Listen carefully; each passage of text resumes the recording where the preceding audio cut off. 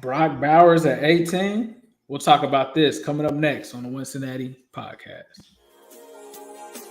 It's an exciting time to be a Bengals fan. I'm AC Zell. We got a special show as always. The voice of the Bengals. Dan Ford, Willie Anderson, Corey Dillon. The name of this thing is called Wincinnati, and I'm not going to stop. Talk to us about that roller coaster season. I'm still going to give you the same AJ. I'm going to work as hard as I can to be the best. Always working ever since I met y'all, boy. I got to get your top 5 receivers. Better, man. It was good. Real. Watch out for us. Welcome to the Wincinnati podcast. I am Ace. He is Zim. Zim, what's happening, my boy? Nothing in here, chilling. We were having a good talk, pre-show, just kicking back. We don't get a chance. Life gets so busy sometimes that we don't really get a chance to talk on the phone like we do. I think during the season we just make it work though, right? We get on the phone, we start talking. But man, I'm preparing. I don't know if you noticed, I'm going out of the country this weekend or whatever. So I'll be gone for a week, and I'm getting ready for all that stuff. Karate and all, life, bro. We're back, baby. We in here. No, life stuff for sure. My son is gearing up to play his first ever flag football game tomorrow. So dope to see how this is gonna go. Tried to get some passes in with him. Made sure I got him. The first cleats had to be the Jamar Chase joint. So I went and got the blue version of those. We'll see what that does. And then he also has a basketball game. So it's gonna be double duty, but the dope part about it is this is the end of the draft experience, right? We're now officially 2 weeks away from the NFL draft. The Beast just released today, so definitely been combing through that. I'm tightening stuff up with Prime. So the crazy thing is when I look at the Beast and I look at Prime, it's a lot of similarities in terms of grabbing that data, but it's cool to be able to take a look at his data that he has for ages and stuff like that and apply that to what I'm looking at. So it's time, bro. It's time. The draft is literally around the corner. I know we were in a playback earlier, and if you guys aren't on playback, make sure you join the Ringless Bandits on playback. We were in there earlier breaking down some tape, looking at some players. I think we looked at linemen today. So it's definitely dope. It's definitely that time to get real familiar with these prospects, because this is where you make your stance. This is when you've done the evaluations. You've heard about these guys for months. Now is when you really make those stances and say, these are my guys, or, this is who the Bengals should get. So it's the dope part of the season. I love the draft season. I don't love it more than the season, right? But it is draft season. The Bengals do start to get more new prospects. And as we're seeing right now on the screen, this is the Beast, the draft beast from the Athletic. From Dan Brugler from the Athletic. As you were talking about it with Prime, I just was, just thinking, I was like, man, it'd be a good opportunity to take a look at it. If you guys, I'll definitely have something we'll do that on the next show next week. I'll have everything all the way tightened up. I just actually tightened up running backs and receivers. So some interesting things that I came away with. And then obviously character concerns and stuff like that, you got to take that into account with the Bengals, guys that are team captains. And the Beast does a great job of giving some of that data. But talking through some of these. The difference, I think, too, if you're listening to the biggest difference, and I didn't even tell Ace I was about to put this in it, but the biggest difference, I think, between, Prime and the Beast, and I think that's a good marriage of the two, because Prime is more so looking at what the Bengals would do. What the Bengals would do, right? Bengals tendencies, whereas the Beast is just looking at overall, these are the top prospects. Anything jump out to you on this top 100 board that maybe you weren't thinking before? I know one position jumps out a lot to me. A position, not per se. One of the guys that I've kind of been big on, and I see that he's big on, and I wonder what the Bengals would think because his prime score is high. Terrion Arnold at 10, corner out of Alabama. Bengals, obviously, a lot of people have talked about linemen. We've talked about the wide receiver possibility, tight end. Cornerback is a sneaky one. And I haven't seen anyone low on Terrion Arnold. So like I've seen people all over the place with Nate Wiggins, Kool-Aid, and those guys, but Terrion Arnold seems to be a little higher. So that's somebody that I'm probably going to pay a lot more attention to. But honestly, I listen to Dan Brugler's podcast a lot, and so he was kind of talking about the beast. So I'm a little bit more familiar with like kind of his view on things. And I knew it was coming out Wednesday because he mentioned it on the podcast the week prior. So not too many surprises, but some things are kind of eyebrow raising. Like Keon Coleman being projected to go that late kind of threw me off. I'm not gonna lie. Well, this is the one thing that I think that you've been saying, I think, throughout the week. I haven't seen everything, but I know you were talking about the idea of drafting wide receivers and the Bengals probably coming out with 2. Yeah. The one thing that jumps out to me, it's another position too. But one thing that jumps out to me, there is no position group that has that many players in the top 100 on this list. So it kind of champions what you're saying. He's got 17 wide receivers in the top 100. I think like the closest position group is like edge at like 11. So what he's saying pretty much, like, I mean, and Devontae Walker, you know, the speedster, he runs a 4.36 from North Carolina. They got him as wide receiver 16. So potentially you could be looking at somebody that good in round 4, possibly 5, according to Dan Brugler's one. The other one that I thought jumped out to me too was the running back position. I hadn't looked at Blake Corum and thought to myself, like, that's a explosive runner. I think he's a solid runner, but he had him pretty high. He had him above a couple of running backs that I like. He didn't have his first running back one, Jonathan Brooks, until like number 48. So that just shows you that, I mean, barely a second round grade, and then you get into the third round with some of the running backs. And then I was trying to find on this list too. Yeah, the running back 2 doesn't hit again until Blake Corum. And I thought that was crazy to me because Trey Benson, I had as my RB2. I had him like neck and neck with Brooks. And then he's got Jalen Wright, who a lot of people kind of mock in the 4th. He's got him right behind Benson. Like, it's not even a big deal. Of course, a different, you have to get the beast to go look at all the details on it. But, like, he has the differences. But Jalen Wright more explosive, Benson more all around. So he tells you why they're so close. But that stood out to me. No, I think, like you said, Blake Corum was the biggest shock to me, for sure. I did hear a lot of people like, I'm not the most avid college football fan. I wouldn't even call myself a college football fan, but I do remember hearing the name Blake Corum a lot, like before last year, and a lot of people talked about him. So like when I saw him up there, I'm like, okay, I did usually hear his name a lot, but listening to like the draft talk, I never heard his name as much because of, like you're saying, he's not the most explosive like running back in the class. And, the one thing that I was thinking earlier when we were talking about running backs and playback was the indication of free agency being as active as it was at the running back position. Did that mean that people inside buildings don't believe in this draft class as much in terms of, I guess, the depth of it? It seems like it may be possibly top heavy. You talk about Trey Benson, you talk about Jalen Wright, maybe Braylon Allen, but once you get past the top 4 or 5, like Tyrone Tracy is a guy that I've actually gotten real familiar with the last couple of weeks. Greg Cosell kind of said something about him.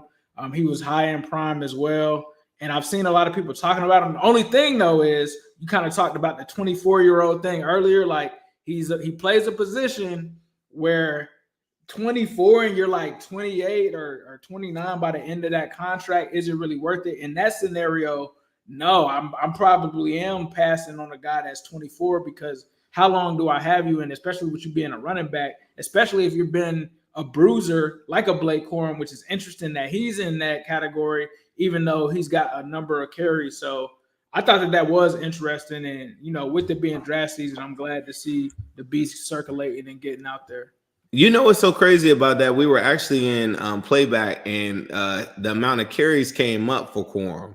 And crazy enough, he had the same amount of carries as Jalen Wright, which I didn't know. So a lot of the stigma along with Blake Corum is like, and I'm like you, I'm not a big college ball watcher or whatever.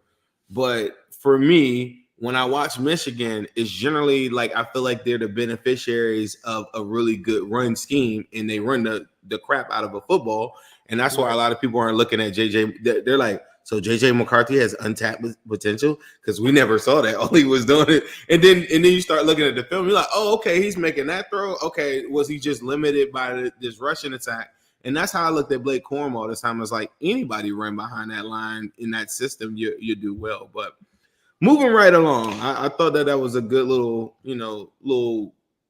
sneak preview on what they had going on in the Beast. But it was some stuff that jumped out to me. I think that we can get like a wide receiver early. The tight end conversation comes up in there, and the grading with mocks kind of match up with it. But speaking of tight end, former Bengals tight end CJ Uzomah signs today with the Philadelphia Eagles.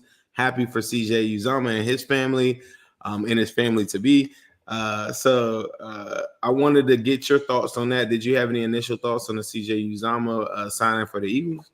Yeah, I mean, happy for the fam. I mean, obviously, Bengals community knows Yaz is like a sister to us. So congratulations, not only on the new job for him, but it seems like the addition of their daughter should be coming soon. So shout out to them.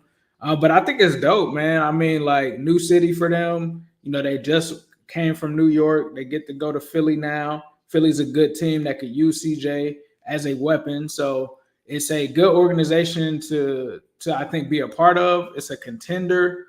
So he's finally back with a contender where he has a chance of possibly having a goal at a Super Bowl, right? Like no shade to the Jets, but they just weren't that team, especially given the position that they were in until Aaron Rodgers got there. Aaron Rodgers got there, and unfortunately, CJ didn't get to play with him. So now he goes to a situation with Jalen Hurts. You talk about A.J. Brown and some of the weapons that they have over there, and he's a guy that could probably give them some quality reps over there. I don't know if he's going to be the starter because they got Dallas Goedert over there, but even as a backup, I think that he would fill in pretty nicely and do some things over there. So I think it's a good move for the Eagles. I think it's a good move for CJ. And yeah, I'm happy for them, man. Like that's a dope move for them. In other news, in addition to that, we got more signings. There were some other key signings I thought around the league too, but I'm trying to tie it in with the Bengals. But La'el Collins also signs a 1-year deal with the Bills. You told me off air he said he was doing what? He wanted to do what?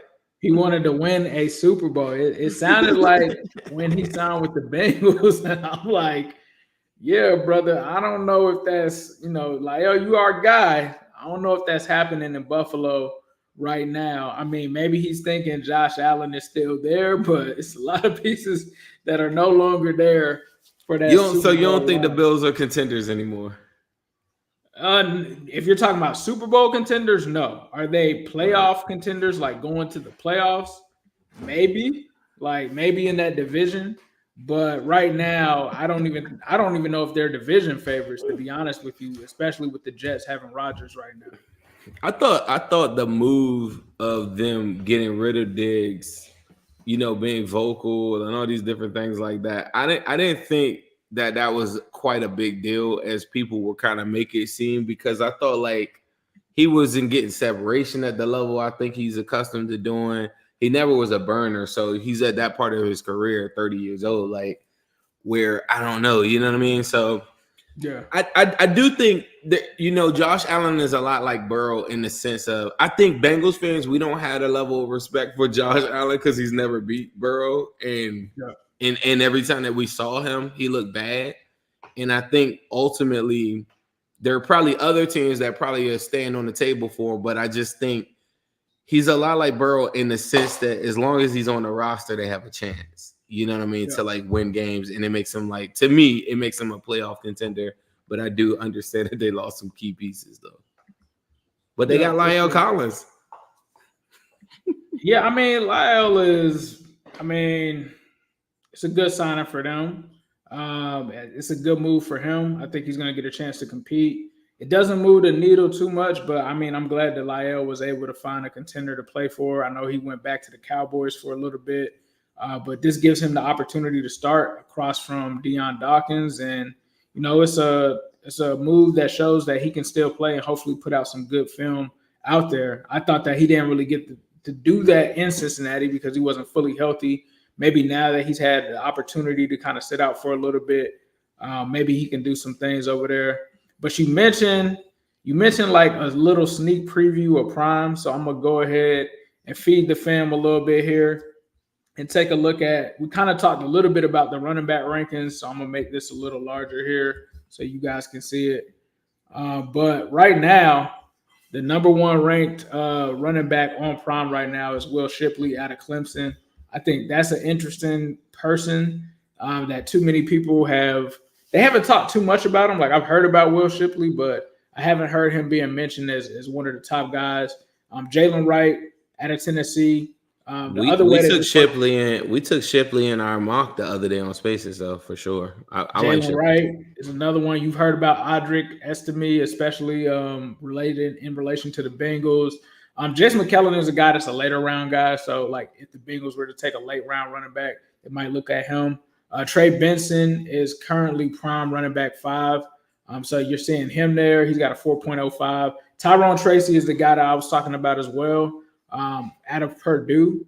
He's a guy to take a look at as well. Marshawn Lloyd is a few spots down as well. So the way that it's kind of coming out, these are some of the guys that you probably be looking at for the Bengals.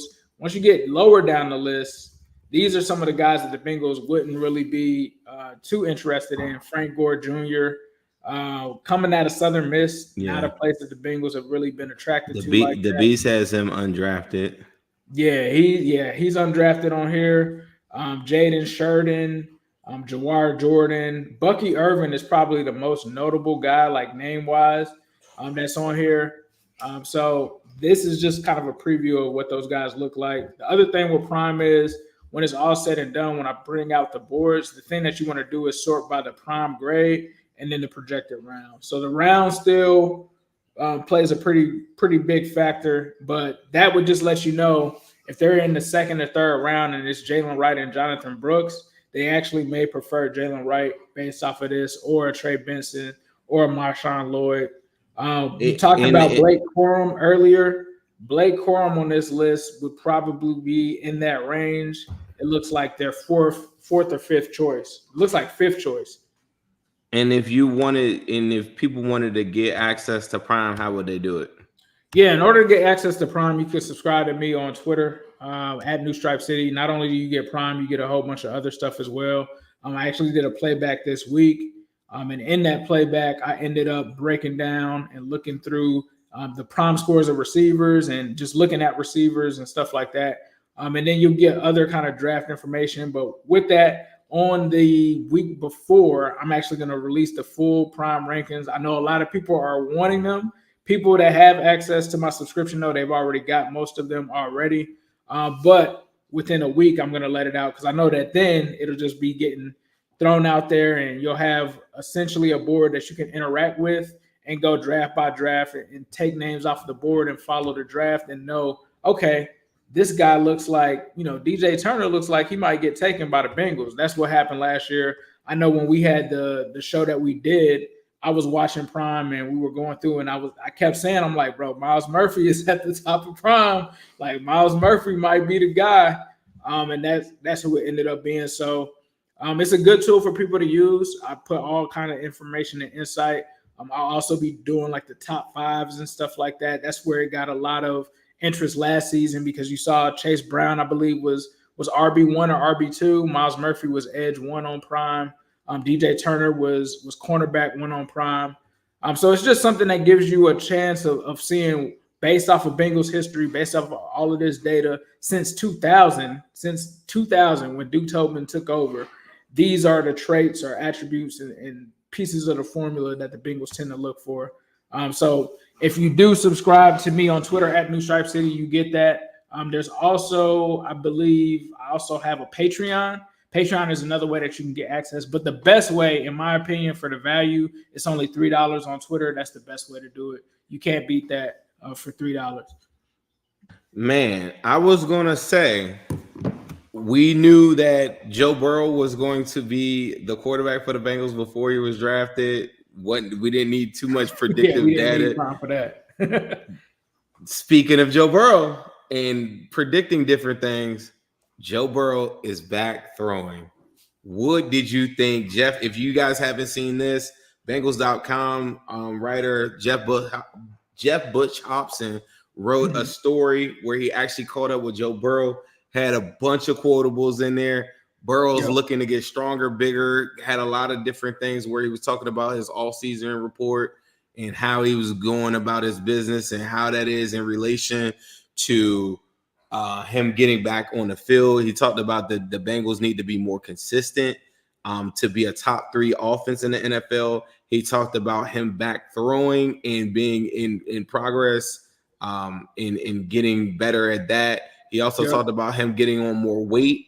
He also talked about him getting stronger and listening to his body this time around, so maybe he doesn't run into some of the issues that he's run into before. He thought that some of the consistency he was saying was a product of him just being injured for the most part, but he said there's other different things that they can do. He talked about how he got the people in-house that, you know, that got the thumbs up and moved up. Pitcher move up. Yeah, why he was on board with that.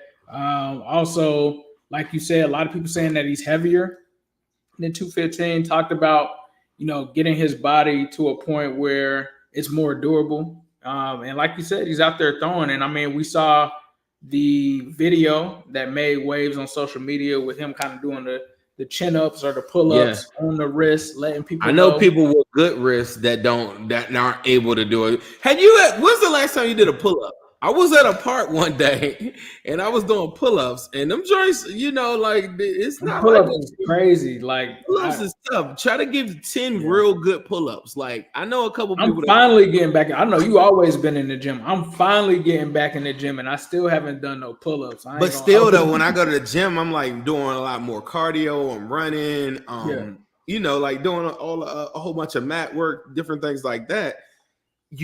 Me personally, I don't really, you know, I'm not trying to bulk up. I'm getting older, so I'm trying to like slim down and keep my metabolism going and all these different things. Right. I had to do some chin-ups one day. I did them, but I was like, man, his shorts is no joke. So him in there doing pull-ups, I just thought that was crazy for a guy coming off of wrist surgery, because you're literally lifting your whole entire weight, plus 200 and plus pounds on that wrist, and it's holding up. So, like you said, that's pointing that out. That's definitely something that's important. And I honestly, I don't like talking about Burrow and his health and stuff like that, because I don't be trying to jinx him, man. Because I just want to wait until we get there. But I think it's a great sign in terms of him making that move, in terms of him throwing. You know, dropping that birdie in there like he's back throwing. So it's just dope to hear that he's able to do that, and hopefully he can get that work in that he missed at the end of the season with a Yoshi, with a Chuck Sizzle, and guys that he can continue to build that rapport with, plus the new guys, right? The Mike Gesicki's of the world. That's important for him to be able to build that relationship and that chemistry with him as well. So dope to hear Joey B is back throwing. Now, talking about him throwing, big target for the Bengals, man. Brock Bowers, there's been a lot of discourse. There's been a lot of mock drafts. A lot of people are starting to have him fall to the Bengals. It really seems to be a lot of rhetoric around the conversation that Brock Bowers to the Bengals could happen. And the reason why a lot of people feel like that is because, number one, he kind of doesn't fit every single offense. It's kind of a unique situation where this guy takes end arounds. He does a lot of different things as a wide tight end. He's not your typical tight end. So if you're a team like, you know, the Ravens, and you're primarily using your tight end as a blocker, or you're running a bunch of 12, he might not fit their system. The other part about it is that the rate at what he's being paid, they're not really getting a discount for taking him in the first round. Whereas when you look at the receiver market, when you pay some of these guys $30 million, it's to your advantage to take a Brian Thomas over a Brock Bowers from a financial standpoint. Now, obviously, Brock is better from a talent standpoint, but it's more of a risk or it's more of a reward financially for you to do it the other way. And then the other thing is tight ends are literally the most volatile position when it comes to the draft. You never know what you're going to get.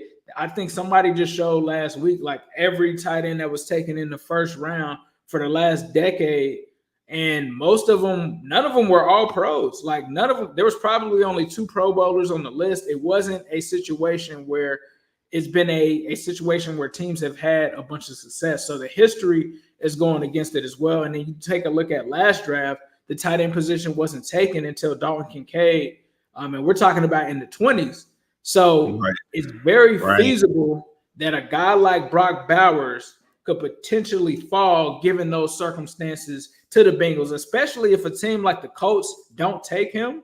What teams ahead of the Bengals, and you brought this up plenty of times, what team ahead of the Bengals actually needs a tight end or actually needs Brock Bowers? There's not many.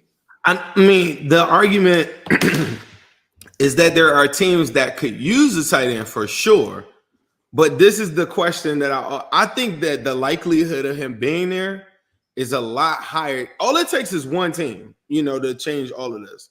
But the likelihood of him being there is a lot higher than a lot of other prospects that people are saying.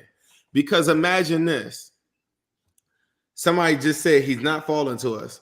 Imagine this. Imagine you're the Colts and you just lost your starting cornerback. And you're on the board and you got the 2 best cornerbacks on the board. And Arnold.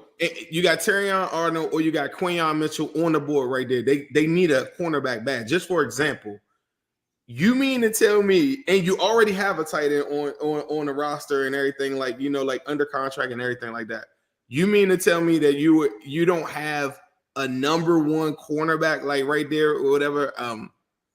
I don't see a team doing that. Same thing with, like, let's say the Saints. I think I thought early on, I was like, man, I think the Saints, they had an article where they were writing and their writers were saying that,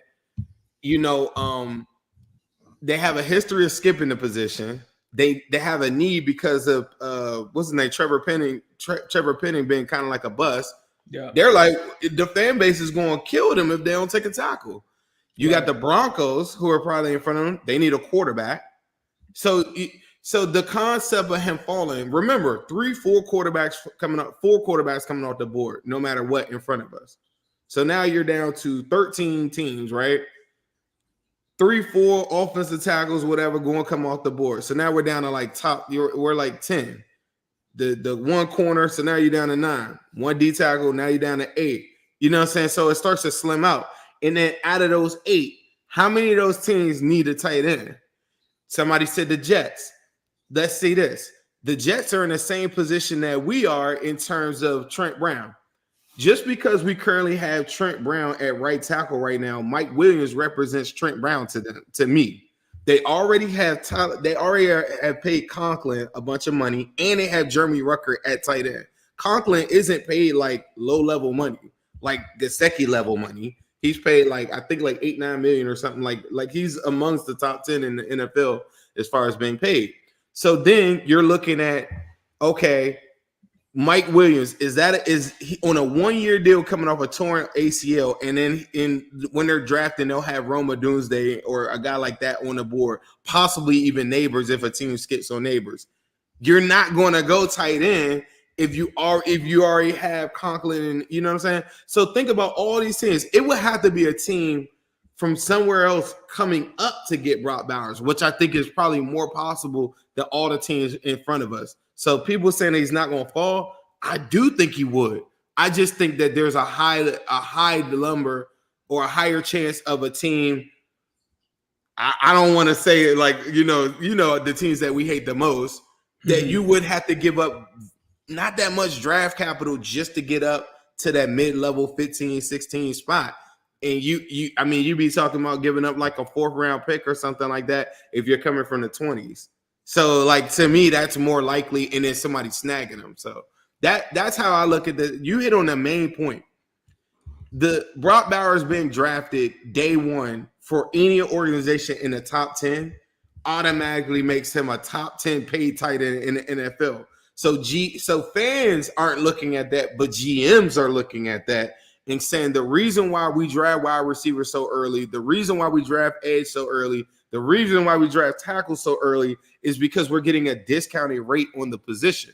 So if wide receivers are on average getting 18, 20 something million, for like top 10 level wide receivers in the NFL, like a T. Higgins at 21 million, you're saying, well, I can go get me a guy in the first round of this draft for a fourth of that at like $4 or $5 million, if that, depending on how high up in the draft. So you're getting a discount on that. So, and that's how they look at all the positions. And that's why tight end and that's why running backs get drafted so late and linebackers get drafted so late, because of the positional value meeting up with how much am I getting a discounted rate for drafting this guy. So I saw another comment too that said this. They said, bro, it's got to be defensive tackle. It's got to be offensive line. I disagree. I feel like I was looking at the 2020 draft. The Bengals have 10 draft picks this draft. I would rather see our draft, for me personally, look more like 2020. That's when we got Logan Wilson, Akeem Davis-Gaither, and Marcus Bailey, where you're throwing darts at the position that you're perceiving as a need. So D tackle, O-line, or whatever, I'm throwing darts. I got 10 picks. I'm coming out of the draft with no less than 4 new members in the trenches, 2 offensive line, 2 defensive tackles. I have 10 picks. I don't have to make it in the first round. And that's where the legitimacy of Brock Bowers, you're literally one weapon away in my eyes from being like a juggernaut force. And then when you look at prime and you look at things like the Beast, you could see guys like Fisher from Notre Dame, Rosengarten from Washington going in the third round that would hypothetically bring you to the point where you're saying, that's my right tackle of the future. That's a guy that I fill in the blanks with Trent Brown. Because mind you, if you draft a tackle that isn't in the first round, that isn't able to unseat Trent Brown, all the people that are in the chat right now saying it's got to be an offensive line first round, you're going to be watching that dude get splinters in his ass all year. Because Trent Brown isn't going to just give him the job. Trent Brown is one of the best tackles when healthy in the National Football League. So be careful what you ask for. If somebody says, oh, it's got to be a tackle first round, you know that guy might not play right away. And that's why I'd rather like second, third round. Second round, you got guards. Really what they're saying, Zim, is it's not a tackle in the first round. You're saying it's got to be a guard in the first round, because if everybody is healthy, that lineman that you take is playing guard. And that's if he can beat out. And do you think that the Bengals are just going to give up Volson's spot like that? They're not going to give up Volson's spot like that. Volson's spot would be the only one open. Like, they're not giving up Teddy Karras' spot. They're not giving up Kappa's spot. They're not giving up Trent Brown's spot. And they're not giving up Orlando Brown Jr.'s spot. So basically you're saying the Bengals need to take a guard in the first. That's the way that people need to think about it. I get that you want to play the doomsday scenario and say, hey, Trent Brown hasn't stayed healthy, so we have to have the insurance so that we're not in that situation. But literally, if he stays healthy, you're taking a guard. You're taking a guard. Like, but let's say he like that. To me, that goes more so into, like somebody said, Trent Brown hasn't finished the season. Bad take. It plays more into my hand that he hasn't played, that I'm going to go and get more tackles. I'm not going to just depend on one Mims who only started 8 games in college football. I'm not going to pigeonhole myself in the first round if the guy that I want, like if Fuaga isn't there, you like Latham, if the Bengals, whoever the Bengals guy is, if that guy isn't, right there, it almost sets up perfect, because I feel like in the second round, you'll have a look at BB. You could entertain Mahogany. There's a chance that Jackson Powers Johnson might fall to the same. So you'll have cream of the crop talent levels in the second round at guard, right? And cream of the crop wide receiver. So you got to make that decision. But then when you get to the third, you're going to have Fisher, you're going to have Rosengarten, you're going to have Mahogany, all those guys like that in that crop that kind of remind me of like Creed Humphrey level like tendencies. You'll have that crop. And then you got other positions like Borderlini at center that you could hypothetically go get in the 4 that will represent your center of the future. So I'm throwing all these darts at all these talented guys instead of just the one guy in the first that I already know. Like, what do y'all think? Trent Brown's just going to come out there to OTA? I mean, he's just going to fall out and hurt his ankle as soon as he gets out there. Like, I don't understand that line of thought. The strength of the draft is offensive line. Like, it's depth, offensive line depth as well. So that means that in your second and third round, you're going to be able to you're going to be able to pick from good offensive linemen, like all around, like tackles, centers. So, like, just because you take a Brock Bowers in the first round does not mean that you won't be able to get a good offensive lineman in the second and third. The difference, though, is the tight end class isn't deep like the offensive tackle class or the wide receiver class. If you don't get Brock Bowers, and in my opinion, this is just me, if you don't get Jatavion or Ben Sinnott, you're not like that. Drop off is very steep. It's way more steep from that versus a tackle class that's probably 8 or 9 tackles that are like starter quality in this class. Like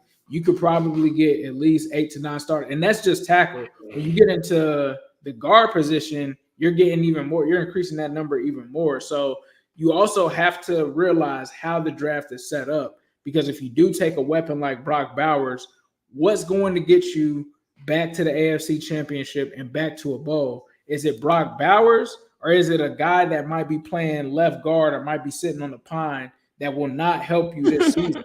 It's Brock Bowers. To me, it's Brock Bowers. He's that special. He's that good of a player that you could add him into this offense, create a new Migos, and cause him to be an immediate mismatch against other teams and other defenses. And then I feel like this is back to when I was making the pitch for Kyle Pitts.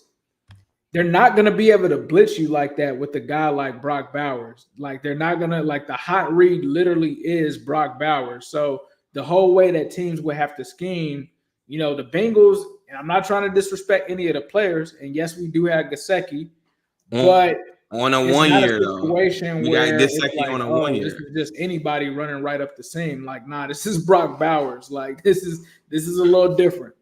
It's two disconnects that I'm like reading the comments, and it's like driving me crazy. And I rarely read the comments because it throws me off a little bit. But this is like, take my hand, guy that says I need trenches and I gotta have. Take my hand for just 1 second. Relax. You have 10 picks. This is the biggest problem, or not. I'm not even gonna say problem. This is the biggest disconnect. People think that you taking one position out of what they perceive is the pick, that means that all of your other picks are now null and void. And that's the biggest disconnect. They think that Brock Bowers represents, you don't want offensive line, you don't want defensive line, and that's false. In fact, Brock Bowers does, you have 10 picks. In fact, Brock Bowers actually makes it more so that you have more opportunities to go get trenches in other spots. Because if they don't take an elite like wide receiver or tight end at the top, then you're going to come back and throw a dart at wide receiver in like the 3rd, 4th. You're then going to throw another dart in like the 6th, 7th. By you knocking out the one weapon at the very top. Like this is like kind of like that Jettas conversation last week, right? If you get that one guy, at that point, the Bengals would say, we're going to go all in and give us the best defense that we can. We're going to go all in and give us all the trenches because we satisfy all of the weapons just off of that. So you got to understand that Brock Bowers isn't the enemy and he doesn't represent you're not going to get trenches. In fact, I will make an argument that if they got a Brock Bowers or like when we got a Jamar Chase or whatever, they have to come back. It forces them to come back to the trenches even more so. And this time around, you got 10 picks. So now after they go and take the elite at the top, it's going to push it so that, okay, we didn't take, J.C. Latham at the top. So we need to go give ourselves 2 different shots to go and maximize the opportunity of what J.C. Latham would have been. So you're going to go get more depth and you're going to get a quality guy that you feel as though like that could probably be a starter. And that's the difference, I think, or the misconception of taking a weapon early. Now, if you show me a board with Newton up top, or you show me a board with Fuago at the top or Murphy at the top, I'm with you. I'll take them too. But if Brock Bowers is there, that's another thing that people keep on talking about, like, oh, it's just a tight end. Like, we don't need a tight. He's not normal. Stop saying that like he's a regular. This is not a regular tight end. We're talking about the greatest tight end in the history of college football. Not a regular tight end, not Sam Laporta, none of that. Like, we're talking about the greatest yak tight end of all time. His yak numbers are absurd.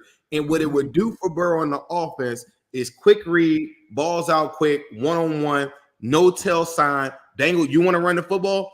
There is no tell. You can line him in line so they don't know if he's going out on a pass. They don't know if we're running. We don't know. You're now protecting Burrow because of the illusion of the opposition doesn't know. You know how you could go and get Burrow messed up again? Showing them the same 11 personnel that we've been showing them for the last 4 years, where you're throwing 3 wide receiver sets. So everybody knows that you're throwing the ball. And if you aren't throwing the ball, nobody cares about Tyler Boyd blocking the edge.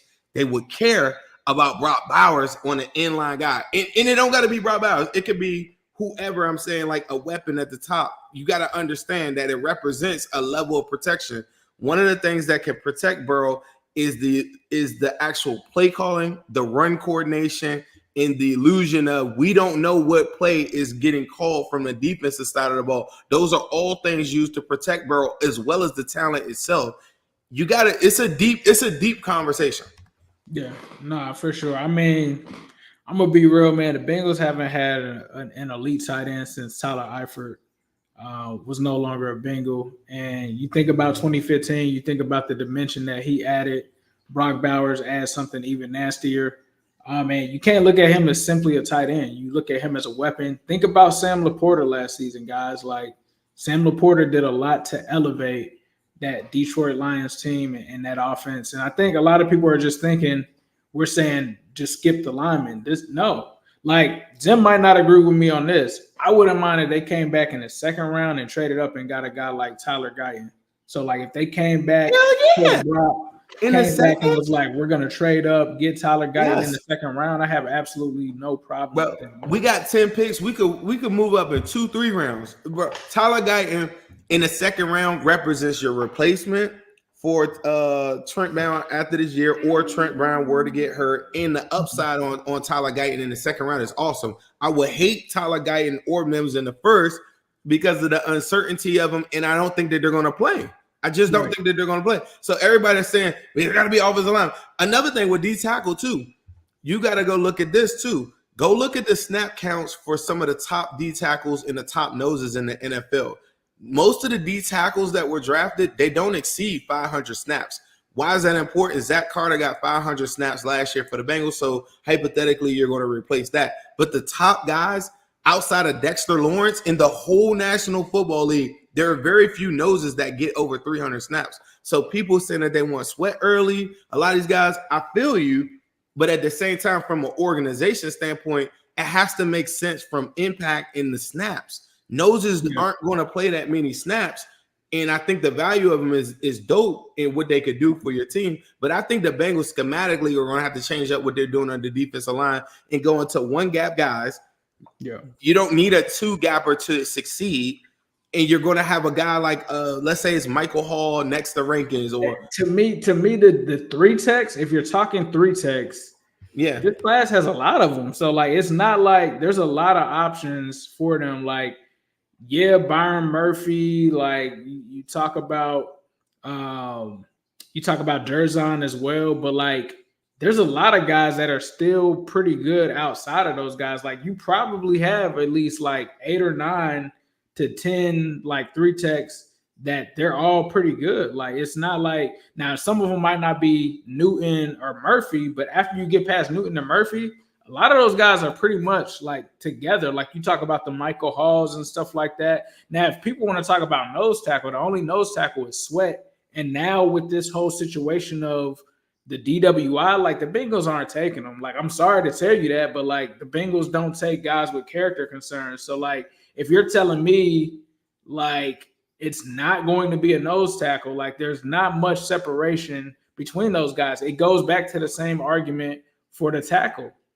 There's a big fall off after you talk about Brock Bowers and maybe those top three. There's a huge difference from 1 to tight end 5 than there is from 3 tech 1 to 5. It's not that big of a gap. Like, you could probably go all the way to 3 tech 10 and you still wouldn't have that many issues. Like Mon is mentioning, Wingo, Mason Smith. Like, I can rattle off a bunch of names at D tackle that you could still take in maybe the 4th or 5th round and still be good. So like, I mean, I get it, but you also have to go with how this draft is built up. And speaking of how the draft is built up, we wanted to do a quick 5-round mock for you guys. So Oh, we're gonna get into this draft simulator courtesy of ESPN. Analytics just came out today. So with that being said, we'll get into it. Let us know in the comments though your thoughts on Bowers. Like, should the Bengals take him? Why shouldn't they take him? Let us know. Like, is Ace and Zim tripping?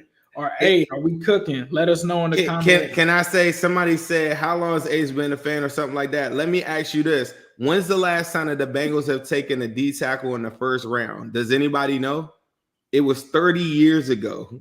Yeah, it was 30 years ago. Big Daddy Wilkerson. The Bengals don't. That was the last time they took one. And even them taking defensive linemen, even in the second, the last time that they took one was Devin Steele. So think about that. The sweet spot for them taking like think about this. Fourth round. They take them in like the third and fourth round. Like that's really where they like to get the D tackles. Like that's where Geno Atkins was taken. So I mean, yeah, I don't see them taking one in the first round. I'm telling you, the first. Sure, but they never had taken a safety in the first round, and they finally did. So I mean, I'm not going to say never, but I don't think I'm telling you, the thing to me is it's the snap counts, bro. It's the snap counts. Like that's what it comes down to. How much are they going to play?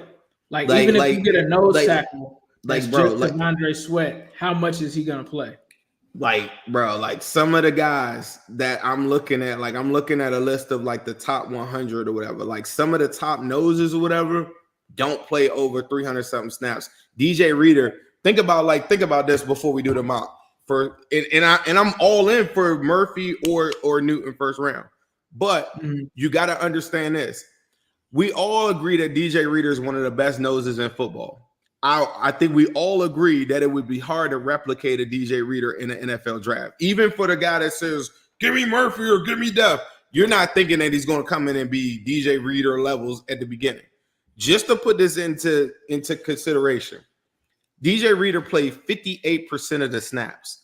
So imagine a rookie coming in that we all agree isn't going to be better than DJ Reader as soon as he hits the field, right? So from an organization, I get what, I feel you. And like, that's what we need. We need to put that next to whatever. But you also got to think from the Bengals organizational standpoint, how many snaps am I going to get from this guy if I'm drafting him that early? And I'm paying $10 million to BJ Hill. You think that I'm about to just take BJ Hill $10 million off the field and just bring a guy in? So that's why I'm like more leaning. So because I'm all about impact and meeting that with the talent. And I just think if DJ Reader played 58% of the snaps, there's no way that the guy that you're saying, like, even if it is Sweat, there's no way year one he's playing 58%. And that's on the high end for a nose tackle in the league. Like, they're not playing third down. Like, the Bengals actually play DJ Reader on third down, which is not something that you do with a traditional nose tackle. You want to know what's so wild about this too? People will be pissed, or they're going to act like they're pissed. But say they drafted like a dude like a Brian Thomas or something like that. I bet you bro play like 70% of the snaps year one on the strength of they have a hole at the position at wide receiver 3 because you just lost the guy that had 6,000 yards. So you got to fill in wide receiver 3. You might say, oh yeah, I got Yoshi. Yoshi had 15 catches last year. Like, that's the guy that you're saying is wide receiver 3. So if you brought in a Brian Thomas level guy, and I'm not saying I want Brian Thomas, but I'm just saying this is the comparison. You're getting a discount at the position that we know is currently like off the charts getting paid. And then the guy will come in and be able to come in and contribute right away. You would never walk in and you could be trenches guy all you want, but you would never cut on your TV and say, where the hell is Brian Thomas at? Like, he's not on the field. He's playing week 1, bro. He's playing 30 snaps week 1. Like, book it. Like, if you got that guy. Brock Bowers, oh, you got Mike Gesicki? Yeah. They would switch that to a red zone target and have him, because he doesn't have blocking ability at all. They would take a red zone, third down stuff, big body target. I think he has pretty decent snaps, but I don't know. He probably plays like 400, 500 something snaps. You draft Brock Bowers at the middle of the first round, I promise you, he'd be in there with the same 11 personnel that you've been running. You then would go under center. You then have 2 tight end sets now with Gesicki and Brock Bowers, and you would be multiple, and you wouldn't be the same 11 personnel team that's been predictable, that's got Joe Burrow hurt all this time or got him hit all this time, because you're the most predictable team in the National Football League in 11 personnel 70% of the time. So you asked the question, Ace, you said in the comments, did it cook?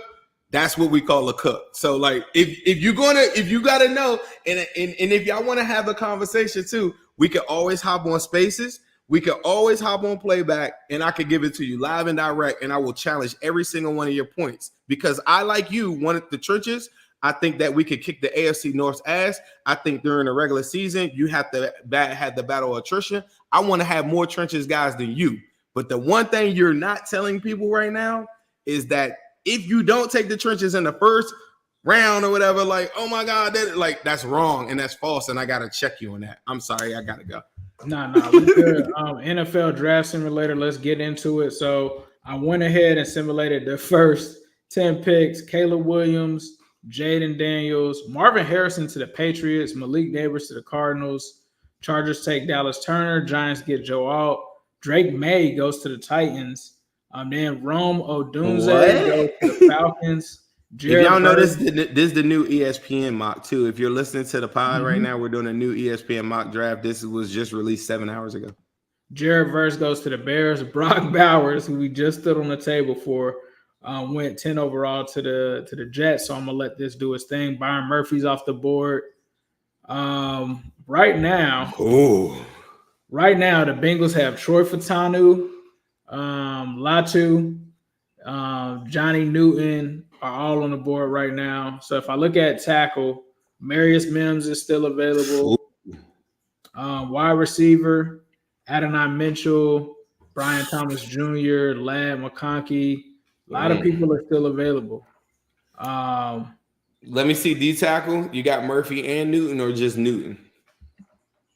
Let's see. No, just Newton. Murphy went a couple of picks before. Okay. So what you thinking? To me, in my mind, it's down to Newton and Troy Fautanu. For me, it's between Newton and Fautanu, and I would take Fautanu. Why? The reason why he has the flexibility to immediately be LG1 day one. I think if you're taking him, sorry, Bolson, but he's taking a back seat. I think you got your right tackle of the future. He can play all 5 spots.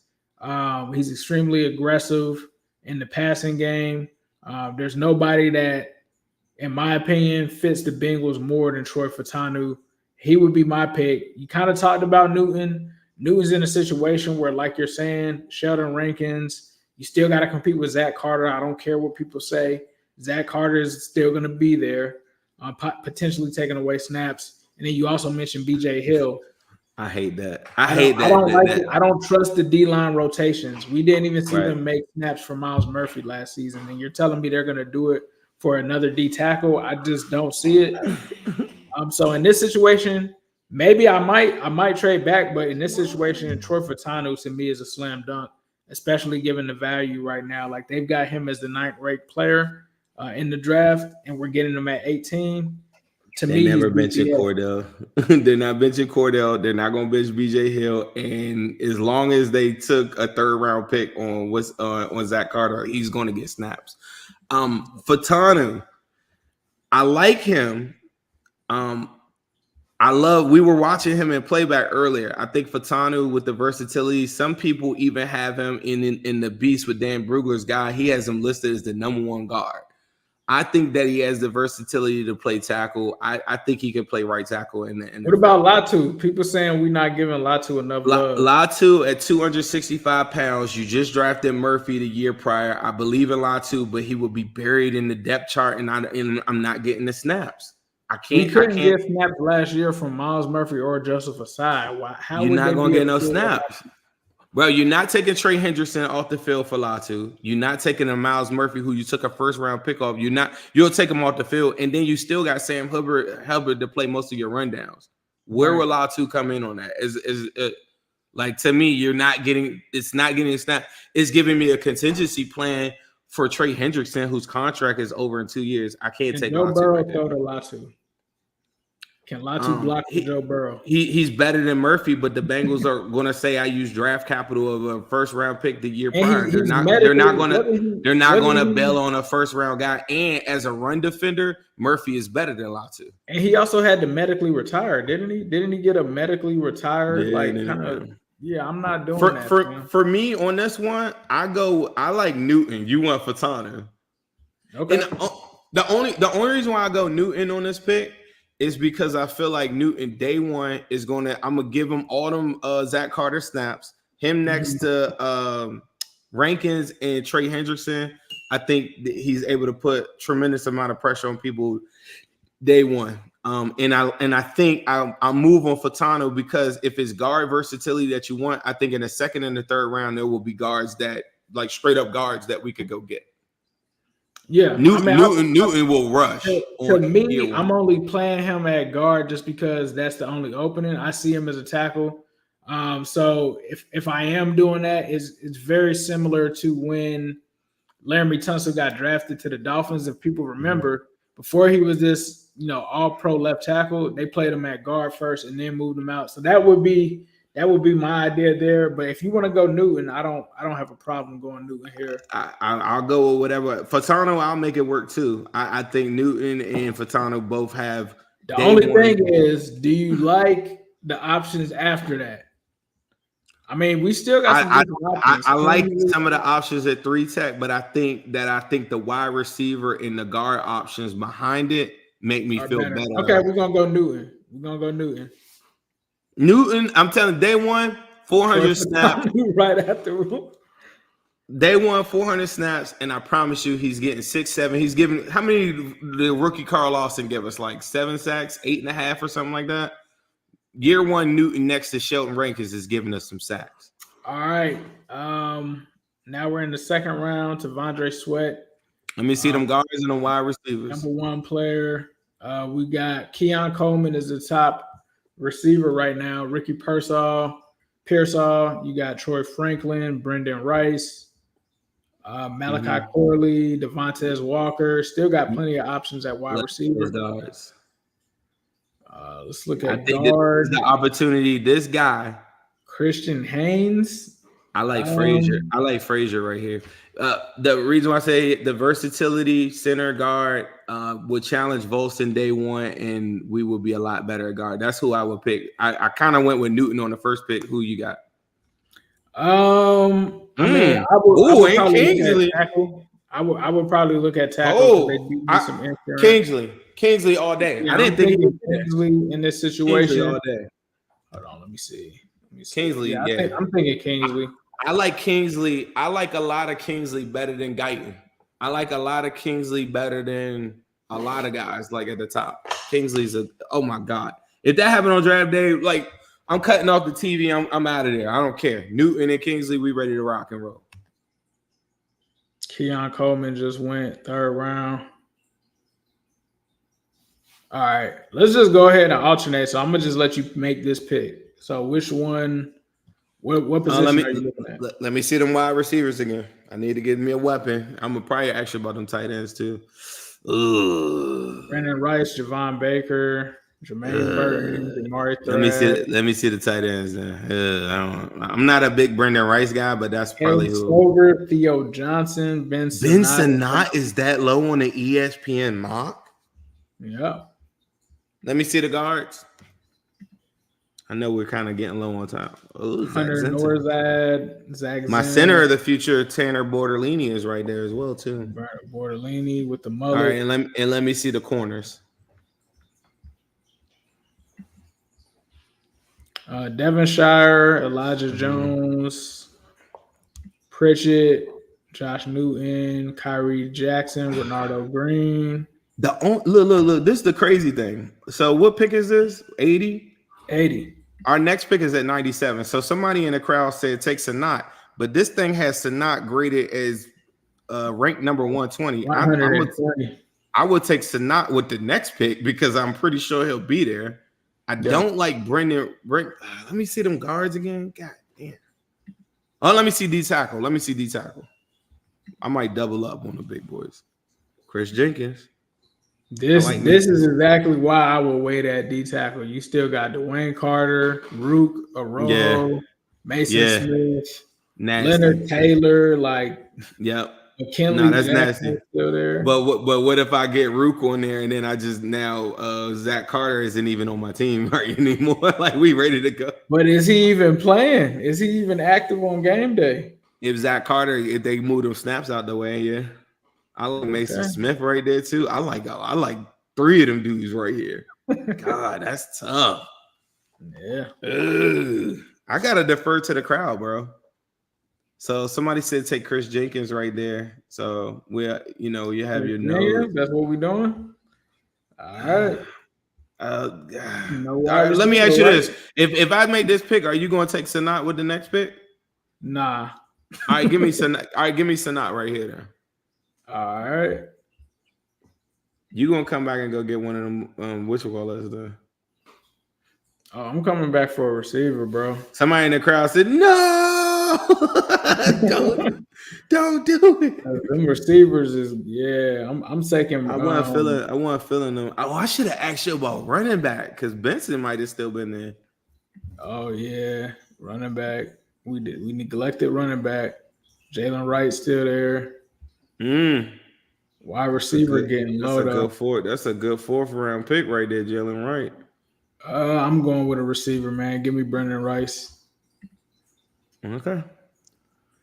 So I like Brendan Rice. I don't love him. I'm looking for speed. He runs a 4.5. He's not giving me the speed I want. But I like him. Imagine Jerry Rice in a Bengals jersey that says Rice. That's kind of crazy. That's nasty. Whoever said that, just like log out for 1 second, bro. Like just chill out. We still got Jalen Wright right here at 115. Yeah, give me Jalen Wright. I'll take him. Jalen Wright at 115. So this mock you only did a 5th round, right? 5 rounds, correct. Yeah. So yeah, we cleaned up a little bit. I'm not too happy with the Sanat one, but you did make a really good point, and it happened in real time. This is my first time doing an ESPN mock one. I thought it was dope. We just did that live. It's still another pick. It's a corner that's ranked 79th that's still available at 149. Who, Devonshire? Devonshire. Yeah, I like him. Or you want somebody else? You want him or somebody else? Oh, you want? Let me see all of like do all. Can you do the all like the top board, like the that is the top board? Okay. It only shows like the top 5. Who wants a backup quarterback? Let's go get Spinner Rattler. Go scroll down just on that. Yeah, here you go. Scroll down on that. Yeah, on that right there. Ooh, they got McLaughlin kind of high. Oh, give me Tanner Bortolini. I got my center of the future. RAS scored 9.6. We got our center ready to go. Ted Karras, this is your last year.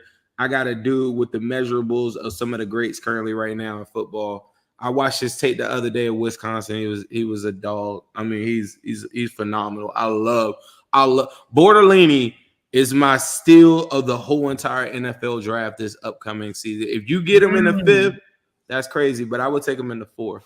So this is interesting with the way they do the analytics here. Chance that Johnny Newton is available at the pick, 95%. Chance Kingsley, 72% chance. Whoa, I like that. If we get Kingsley, all you 1st round offensive tackle people, step up so I could just clip you up and make you trip and fall on your words because you sound silly right now. Kingsley in the 2nd right now. That's one of my favorite tackles. I would love. I need that. Benson, 49% chance he's there in the 3rd round. Brendan Rice, 67%. Let me see. 13% chance. 13% chance he's there in round 4. And for Bortolini, I like that. I like that mock though. I don't care. I like that. Yes, sir. If you're watching this live on YouTube, make sure that you go to the Apple Store, go to Spotify, whatever streaming service. Make sure you subscribe to our podcast. Make sure that you like and subscribe to the YouTube that you're currently watching. If you're watching us on Twitter, going over to YouTube, write a comment. Tell us how trash the mock was. I'm going to start responding to a lot more comments. So tell us how good you like it. Tell if it's trash. But we need your support. Please make sure y'all. Somebody said start over. We need your support. And what I would tell Brandon, who just commented, said start over. Comment in the section and tell us what you think is your ideal draft. I want to hear back from the people. That's what Wincinnati is about. Hearing from the people. We aren't some pompous people sitting here telling you this is the way it's going to go. I love to hear feedback from you guys. So make sure y'all like comment on the stuff. Hit us on Twitter or whatever, and tell us what you think you would have did in some of those situations. Write and comment and subscribe. I really want to run this up. We have 500 people in here right now. I promise you, if we can get to like the thousands, I will send every single guest that you guys ever wanted from the Cincinnati Bengals to be on this show. We interview players and NFL analysts all the time. If we can get the numbers where I need them to be at, I promise you some of the best guests. We've had everybody, but we'll keep on having more. So do that for us. For Justin sure. Jefferson. How about that? Let's just get Jettas on here. Let's get Jettas and let's cook with our friends at Midwest Best Barbecue.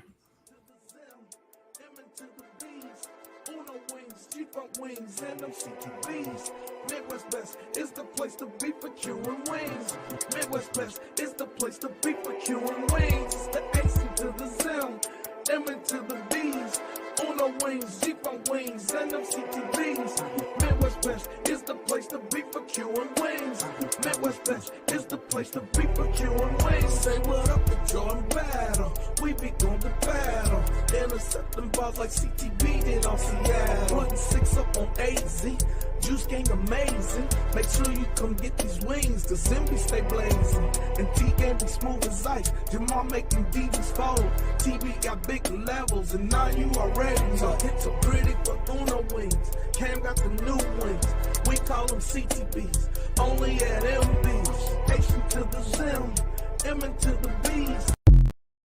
Shout out to Midwest Best Barbecue. I'm repping right now tonight for Midwest Best Barbecue. Some of the best wings in the city, some of the best barbecue in the city, some of the best sides in the city. Like, there's nothing at Midwest Best Barbecue that isn't good and delicious. If you guys are in the Loveland area, Cincinnati area, it's worth the drive. 669 Justice Court in Loveland, Ohio. Let them know Ace and Zim sent you. They got some events for the draft coming down the pipeline, so definitely stay tuned and tap in with them. They're on social media at Midwest Best Barbecue. Tap in and get you some food and let them know Ace and Zim sent you. Zim, was there anything that you wanted to say before we get up out of here? Brock Bowers at 18. I'm with it, man. I'm with it. Thank you guys for listening to the Wincinnati podcast. It's an exciting time to be a Bengals fan. I'm Ace and Zim. We got a special show as always. The voice of the Bengals. Dan Ford, Willie Anderson, Corey Dillon. The name of this thing is called Wincinnati, and I'm not going to stop. Talk to us about that roller coaster season. I'm still gonna give you the same AJ. I'm gonna work as hard as I can to be the best. Always working ever since I met y'all, boy. I gotta get your top 5 receivers. Better, man. Good, bro. Watch out for us.